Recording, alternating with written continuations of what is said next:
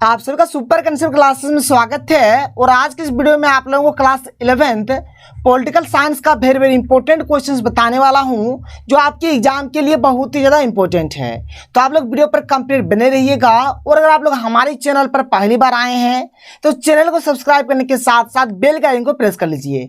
और इससे पहले मैंने आप लोगों को पॉलिटिकल साइंस का और एक वीडियो दे दिया है, अगर आपने उस वीडियो को नहीं देखा है तो आप लोग उस वीडियो को भी देख लीजिए। आप लोग क्या करें, प्लेलिस्ट में चले जाइए, वहां पर आप लोगों को हर एक वीडियो मिल जाएगा और आप लोग हर एक वीडियो को देख लीजिए, जिससे क्या होगा, आप लोग हर एक क्वेश्चन को बनाकर घर आएंगे। तो चलिए शुरू करते हैं और एक एक करके हर एक क्वेश्चन को बहुत ही सिंपल तरीके से और इजी तरीके से समझते हैं। तो देखिए यहाँ पर हमारे पास जो सबसे पहला जो क्वेश्चन है, क्वेश्चन नंबर 1। देखिए अभी तक मैं आपको जो भी क्वेश्चन करा रहा हूँ, हर एक क्वेश्चन हमारा या तो 3 नंबर वाला है या फिर 5 नंबर वाला है। अभी मैंने 2 नंबर वाला क्वेश्चन नहीं कराया है, शाम तक मैं आप लोगों को करा दूंगा, आपको बिल्कुल भी टेंशन नहीं लेना है। तो यहाँ पर हमारे पास जो सबसे पहला जो क्वेश्चन है, क्वेश्चन नंबर 1 क्या है, देखिए कि अधिकार क्या है और ये महत्वपूर्ण क्यों है। अधिकारों का दावा करने के लिए उपयुक्त आधार क्या हो सकते हैं। देखिए अधिकार आप सभी को पता होगा, जैसे हमें यहाँ पर मौलिक अधिकार दिया गया है। मौलिक अधिकार में हमें बहुत कुछ यहाँ पर अधिकार दिया गया है, वोट का अधिकार दिया है, मतलब ऐसे हमारे संविधान में बहुत सारा अधिकार दिया गया हमें। तो आपको यहाँ पर सबसे पहले बताने कि अधिकार माने क्या होता है, अधिकार जरूरी यानी कि महत्वपूर्ण क्यों है, अधिकारों का दावा करने के लिए उपयुक्त आधार क्या हो सकता है, ये सब चीज़ यहाँ पर आपको बताना है। चलिए शुरू करें। देखिए इसका उत्तर क्या होगा कि अधिकार शब्द की उत्पत्ति संस्कृत भाषा के 2 शब्दों, एक अधि और एक कार से मिलकर हुई है।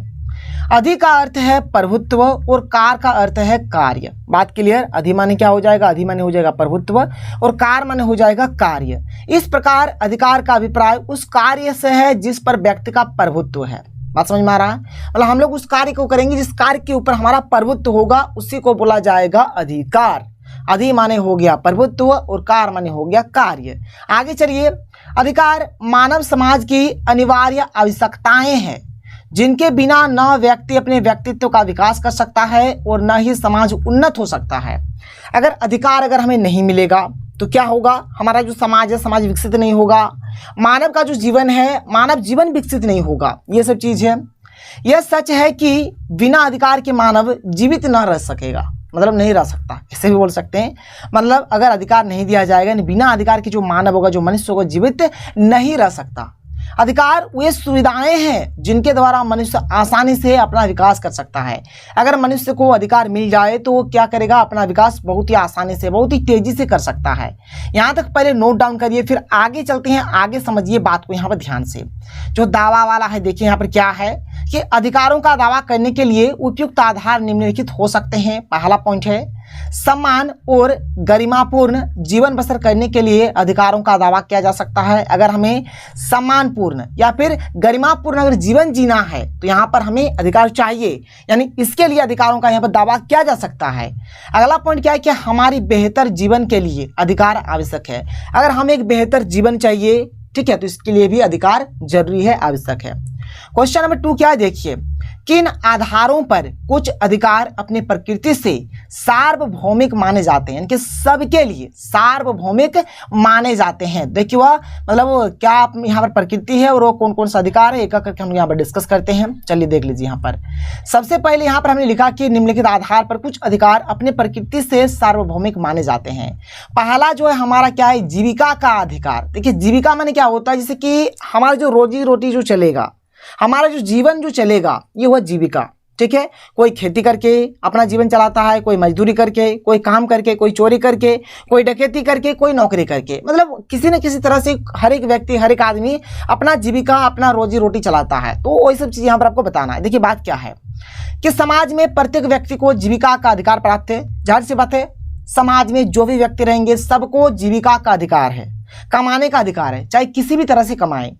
इस अधिकार के कारण ही मनुष्य का जीवन चलता है। यह अधिकार मानव जीवन के लिए बहुत महत्वपूर्ण है और सार्वभौमिक है, इसलिए सार्वभौमिक है। समाज में प्रत्येक व्यक्ति को अपनी इच्छा के अनुसार रोजी रोटी कमाने का अधिकार है। वह जो काम करता है उससे आय की प्राप्ति होती है। इस आय का प्रयोग मनुष्य अपनी दैनिक जीवन की आवश्यकताओं को पूरा करने में करता है। नोट करिए इसको, बहुत ही सुपर डुपर हिट वाला यहाँ पर ये पॉइंट है जो कि बवाल वाला है, नोट करिएगा। आगे चलते हैं, दूसरा नंबर देखिए। दूसरा नंबर में है कि अभिव्यक्ति का अधिकार। अभिव्यक्ति माने होता है क्या, देखिए यहाँ पर हमारे समाज में, हमारे देश में, हमारे राज्य में, हमारे गाँव में, कहीं पर कभी भी, ठीक है। जो व्यक्ति है उनको अपना जो बात होता है, बात बोलने का, अपना विचार व्यक्त करने का अधिकार प्राप्त है, चाहे वो मौखिक या फिर लिखित किसी भी तरह से दे सकता है। इसलिए ये जो है ये भी हमारे क्या है, सार्वभौमिक है। देखिए मैंने लिखा है कि समाज में प्रत्येक व्यक्ति को स्वतंत्र रूप से अपना विचार व्यक्त करने का अधिकार प्राप्त है। यह अधिकार एक मौलिक अधिकार माना जा सकता है, इसलिए अधिकार को सार्वभौमिक कहा जाता है। मनुष्य अपने विचार को बोलकर, लिखकर या प्रिंट मीडिया से अभिव्यक्त कर सकता है। नोट करिए। तीसरा, शिक्षा का अधिकार। हमारे समाज में जितने भी नागरिक हैं सभी को शिक्षा का अधिकार है, वह शिक्षा ग्रहण कर सकता है। समाज में प्रत्येक व्यक्ति को शिक्षा प्राप्त करने का अधिकार है। लोग शिक्षा प्राप्त करके अपने आप को सभी जीवन में ढालते हैं, साथ ही शिक्षा के माध्यम से ये अपनी रोजी रोटी भी कमाते हैं। बहुत सारे व्यक्ति शिक्षित बनकर अपना पैसा कमाते हैं, अपना गुजारा करते हैं, ठीक है। तो जो भी है, कोई जॉब करके करता है या फिर कोई ट्यूशन पढ़ाकर करता है, कोई यूट्यूब पर वीडियो बनाकर कमाता है, तो ये बात हो जाएगा यहाँ पर, ठीक है। पॉइंट नंबर 4 क्या है, कानूनी अधिकार। देखिए कानूनी अधिकार क्या है कि राज्य की ओर से नागरिकों को कानूनी अधिकार भी प्राप्त होते रहते हैं। इन अधिकारों से नागरिकों के हितों की सुरक्षा होती है, समाज में शोषण और उत्पीड़न की स्थिति कम उत्पन्न होती है, समाज में शांति बनाए रखने में ऐसे अधिकार महत्वपूर्ण माने जाते हैं। अतः अधिकार सार्वभौमिक होते हैं। ये भी क्या सार्वभौमिक है। कानूनी अधिकार अगर नहीं होगा तो देश में दंगा होगा, शांति से कोई रहेगा नहीं। इसलिए यहाँ पर इस प्रकार का अधिकार दिया जाता है जिससे क्या होगा आपका, जिससे आपका शोषण उत्पीड़न ये सब नहीं होगा। आगे बढ़िए। अगला जो प्रश्न है यहाँ पर देखिए, अगला जो पॉइंट है क्या है, देखिए राजनीतिक अधिकार। ये राजनीतिक अधिकार क्या है, देश में नागरिकों को राजनीतिक अधिकार भी प्राप्त रहते हैं जो अत्यंत महत्वपूर्ण और सार्वभौमिक माने जाते हैं। जैसे भारत में प्रत्येक 18 वर्ष की स्त्री और पुरुष को वोट देने का अधिकार प्राप्त है, वह राजनीति में भी हिस्सा ले सकता है और चुनाव में भाग ले सकता है। ये सब चीज हो जाएगा। आगे बढ़ते हैं अगले क्वेश्चन की ओर। अगला जो हमारे पास क्वेश्चन है बहुत ही अच्छा वाला प्रश्न है। देखिए यहाँ पर क्या है, और ये प्रश्न आने का एकदम पूरा चांस है। वेरी वेरी इंपॉर्टेंट प्रश्न है सर, इसको नोट करिए। क्या है, राजनीतिक, आर्थिक और सांस्कृतिक अधिकारों में अंतर बताइए। मतलब राजनीतिक, आर्थिक और सांस्कृतिक अधिकार में क्या क्या अंतर है बताना है, और यहाँ पर आपको एक करके उदाहरण भी देना है। देखिए पहला आपका राजनीतिक अधिकार। तो राजनीतिक अधिकार जो होता है, ये अधिकार व्यक्ति को देश की राजनीतिक प्रक्रिया में भागीदारी बनाते हैं। राजनीतिक अधिकार से क्या होगा, कोई भी व्यक्ति जो है वह देश का जो राजनीतिक जो प्रक्रिया होगा उसमें भागीदारी बनाएगा। इसमें क्या क्या होगा, जैसे कि वोट देने का अधिकार हो जाएगा, ठीक है, जैसे यहाँ पर लिखा हुआ है वोट का, ठीक है, 4 बोतल वोट का, वैसा नहीं है। तो वोट का अधिकार मतलब चुनाव में जो मत देने का होता है, वोटिंग करने का जो अधिकार होता है, चुनाव लड़ने का अधिकार, सरकारी सेवा पाने का अधिकार इत्यादि। दूसरा में है आर्थिक अधिकार। अगर आर्थिक अधिकार का बात हो जाए, यह अधिकार व्यक्ति को इस योग्य बनाते हैं कि वह वस्तुओं का उत्पादन और वितरण कर सके, अपनी आजीविका के लिए कोई काम धंधा कर सके, वस्तुओं का क्रय विक्रय या फिर आयात व निर्यात कर सके तथा देश की उत्पादन व्यवस्था में भागीदारी हो सके। ऐसे अधिकारों में रोजगार का अधिकार, उचित मजदूरी पाने का अधिकार आदि शामिल है। ये सब हो जाएगा इसमें। फिर आगे चलें, यहाँ पर अगला जो है, यहाँ पर 3 नंबर में सांस्कृतिक अधिकार। देखिए सांस्कृतिक अधिकार में क्या है, ये वे अधिकार है जिन्हें पाकर व्यक्ति अपनी विशिष्ट भाषा, लिपि, संस्कृति और सामाजिक जीवन शैली का संरक्षण तथा उसका विकास कर सकता है। प्राथमिक शिक्षा का अधिकार हो गया इसमें, शैक्षिक संस्थानों की स्थापना का अधिकार इत्यादि इसमें शामिल है। नोट कर लीजिए फटाफट। आगे बढ़ते हैं अगले क्वेश्चन की ओर। अगला जो हमारे पास क्वेश्चन है ये भी एक अच्छा वाला प्रश्न है। क्या है यहाँ पर प्रश्न, क्या कर रहा है देखिए ध्यान से, कि अधिकार राज्य की सत्ता पर कुछ सीमाएं लगाते हैं, उदाहरण सहित व्याख्या कीजिए। देखिए इसका उत्तर, यह कथन सही है कि अधिकार राज्य की सत्ता को नियंत्रित करते हैं। देखिए जैसे इंग्लैंड के लोगों ने निरंकुश राजाओं से संघर्ष करके अपने अधिकार प्राप्त किए तथा शासन को सीमित और उत्तरदायी बनाया। देखिए इंग्लैंड में पहले निरंकुश शासन व्यवस्था था, वहाँ का जो राजा था वो तो निरंकुश था। उन लोगों ने लड़ाई झगड़ा किया, संघर्ष किया, फिर उस निरंकुश राजा को हटाया और वहाँ पर क्या करता है, वहाँ पर सीमित और उत्तरदायी शासन व्यवस्था अपनाता है। ऐसा सिर्फ यहाँ पर इंग्लैंड में नहीं हुआ बल्कि फ्रांस में हुआ है, अमेरिका में हुआ है, और ऐसे बहुत सारे और ऐसे अन्य बहुत सारे देशों में ये चीज हुआ है। ठीक है, फिर आगे चलिए, यहाँ पर आगे देखिए, अन्य देशों में हुआ। राज्य को वही कार्य करनी चाहिए जो उसके अधिकार क्षेत्र में आते हैं। यदि राज्य लोगों की स्वतंत्रताओं का अतिक्रमण करता है तो ये अपने अधिकारों की दुहाई देकर निरंकुश शासन को मिटा सकते हैं। अगर मान के चलिए किसी भी प्रकार से अगर जो राज्य होगा, राज्य का जो शासन व्यवस्था होगा, अगर वो किसी भी प्रकार से स्वतंत्रता को अगर वह कुचलेगा ना, तो यहाँ पर अधिकार के माध्यम से उसको हटाया जा सकता है, निरंकुश शासन को मिटा दिया जा सकता है। लोगों के अधिकारों को संविधान में लिख दिया जाता है तथा उन्हें कानून या न्यायपालिका के निर्णयों द्वारा संरक्षित किया जाता है। पहला बात तो जो भी हमें यहाँ पर अधिकार दिया जाता है उसको संविधान में लिखा जाता है, और उसी संविधान को न्यायपालिका जो रहता है, जिसको हम लोग जज बोल सकते हैं, वही जज, वही न्यायपालिका न्याय करेगा और उस कानून व्यवस्था का संरक्षण करेगा। इसलिए शासन स्वेच्छाचारी नहीं हो सकता। इटली में फांसीवादी, इटली में कैसा है तो फांसीवादी, जर्मनी में नाजीवादी, सोवियत रूस में साम्यवादी व्यवस्थाओं ने लोगों के अधिकार को कुचलकर सर्वसत्ताधारी राज्य की स्थापना की। लोकतांत्रिक देशों में ऐसा नहीं हो सकता क्योंकि लोग अपने अधिकारों की रक्षा को तत्पर रहते हैं। नोट करिएगा। आगे बढ़ते हैं अगले क्वेश्चन की ओर। अगला प्रश्न देख लेते हैं। अगला जो हमारे पास प्रश्न है क्या है, देखिए यहाँ पर क्वेश्चन नंबर 5 क्या है, आपकी राय में राष्ट्रवाद की सीमाएं क्या है। तो हमारी राय में राष्ट्रवाद की सीमाएं, पहला क्या है कि धार्मिक विभिन्नता, ठीक है, विभिन्नता थोड़ा यहाँ पर आप अच्छे तरीके से लिख दीजिएगा, विभिन्नता, विभिन्नता, ठीक है। तो धार्मिक विभिन्नता राष्ट्रवाद की भावना को समाप्त करती है, एक बात हो गया, इसको नोट करिए।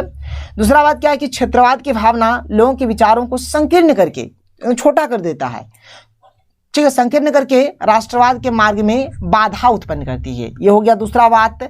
और तीसरा बात हमारे पास यहाँ पर जो है, देखिए यहाँ पर क्या है कि आर्थिक असमानता राष्ट्रवाद के मार्ग में एक महत्वपूर्ण बाधा, ठीक है, बाधा मानी जाती है। नोट कर लीजिएगा। आगे बढ़ते हैं। यहाँ पर अगला जो प्रश्न है क्वेश्चन नंबर 6 क्या कह रहा है, देख लीजिए कि राष्ट्रवादी भावनाओं को प्रेरित करने वाले कारकों पर सोदाहरण रोशनी डालिए। रोशनी अब टॉर्च लेकर रोशनी नहीं डाल देना है, ठीक है, यहाँ पर आपको आंसर बताना है। देखिए इसका आंसर क्या होगा। राष्ट्रवादी भावनाओं को प्रेरित करने वाले कारक जैसे कि साझा मूलवंश, साझा धर्म, साझी भाषा, साझी संस्कृति, साझा इतिहास या साझी परंपराएं, साझा देश, साझा विश्वास इत्यादि है, और ऐसे बहुत सारी हो सकते हैं। यहूदी ने क्या किया, तो यहूदी अनेक देशों में बिखरे हुए थे लेकिन उन्हें साझी नस्ल के आधार पर एकजुट किया। जिन्ना के शब्दों ने मुसलमानों को उनके धर्म की दुहाई देकर राष्ट्र का रूप दिया, जबकि भारत के राष्ट्रीय नेताओं ने साझी देश का आह्वान करके लोगों को जोड़ा। देश को मातृभूमि कहा गया और इसी देशभक्ति ने राष्ट्रीय आंदोलन के माध्यम से स्वतंत्रता प्राप्त की। तो ये हो जाएगा राष्ट्रवादी, राष्ट्रवाद मैंने क्या होता है कि देश के प्रति यहाँ पर हम लोग देश का जो भाषा है, जो संस्कृति है, उसको हम लोग मानेंगे, उसको हम लोग संरक्षित करेंगे, ये बात हो जाता है। अगला जो प्रश्न है क्वेश्चन नंबर 7 आप लोग यहाँ पर देख सकते हैं क्या है, और एक अच्छा खासा प्रश्न है, एक अच्छा वाला प्रश्न है, आप लोग देख लीजिए क्या है कि वंश, भाषा, धर्म या नस्ल में से कोई तत्व सारे विश्व में राष्ट्रवाद के लिए साझा कारण होने का दावा नहीं कर सकता। टिप्पणी कीजिए, क्यों नहीं कर सकता, बात को बताना है। देखिए इसका उत्तर क्या होगा।